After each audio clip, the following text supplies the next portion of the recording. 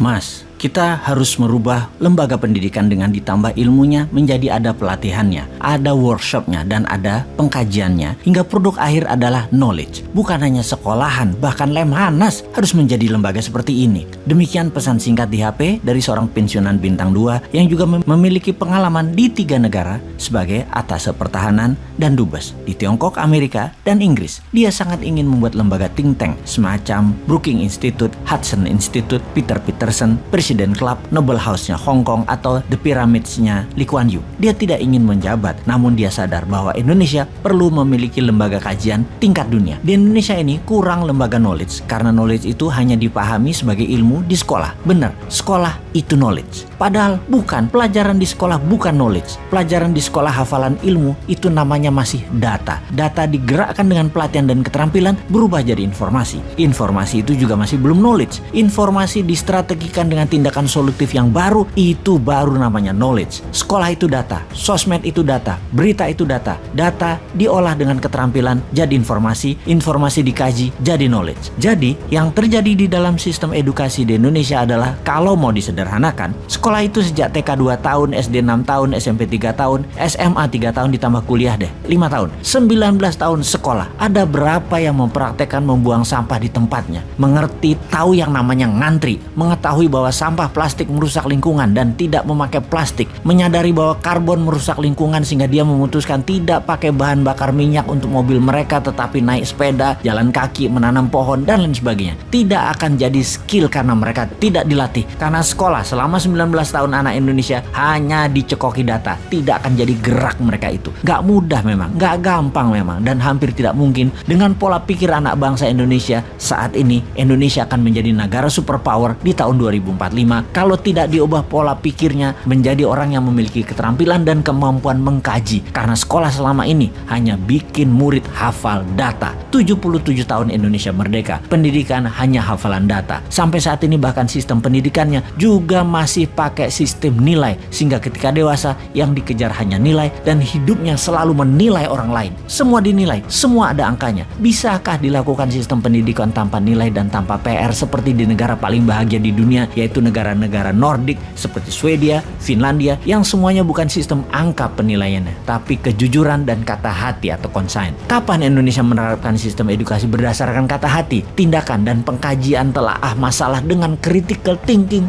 berilmu? Harus new mind memang yang bertindak nih. Kita buktikan sekarang. Kita melihat sisi pejabat yang sedang berkuasa. Lebih gampang melihat tindak tanduk perilaku mereka karena mereka adalah yang membuat rakyat seperti saat ini, yaitu apatis, tak berhati, dan tidak kritis solutif. Itu ya karena regulasi yang pejabat buat, karena kebijakan yang pejabat buat, dan karena contoh perilaku pejabat-pejabatnya yang didiamkan walau menyalahgunakan jabatan. Seharusnya dalam manusia yang berkesadaran tinggi, kalau salah ya minta maaf atau mundur. Budaya malu tidak ada saat ini, sehingga tidak pernah ada pejabat yang berkuasa minta maaf walaupun salah telak-telak. Di sisi lain, kaum oposisi deh, kalau mengkritik tidak memberi solusi, kalau beda pendapat baperan, mendendam dengan akan membalas nanti ketika berkuasa. Keluhuran budi seperti saat ini mungkin terendah dalam peradaban berbangsa di Indonesia sekarang ini. Keinginan berkuasa dan menumpuk harta masih ada dan tidak berubah selama lebih dari 400 tahun, walau harus melacur diri, menjual harga diri demi harta dan tahta. Belanda dulu tuh ya berkuasa lama karena inlander berkhianat melayani yang punya kuasa dan yang punya harta, dan kali itu penguasanya adalah penjajah Belanda. Lama inlander pejabat ini yang menekan rakyat sesungguhnya. Sungguh bukan Belanda yang menekan rakyat. Orang Belanda mah sedikit di tanah air kita, yang banyak para abdi dalam, penjajah, penjilat yang diberi jabatan,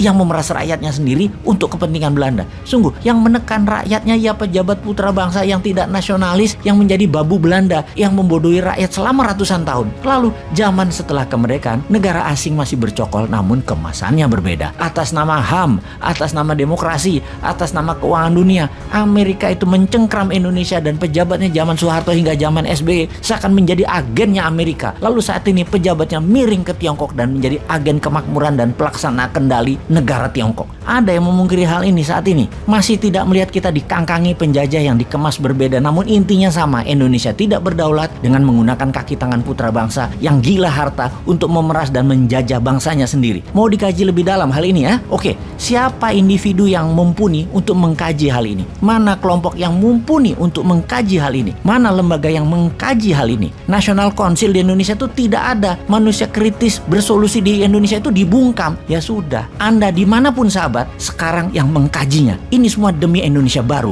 demi New Mind.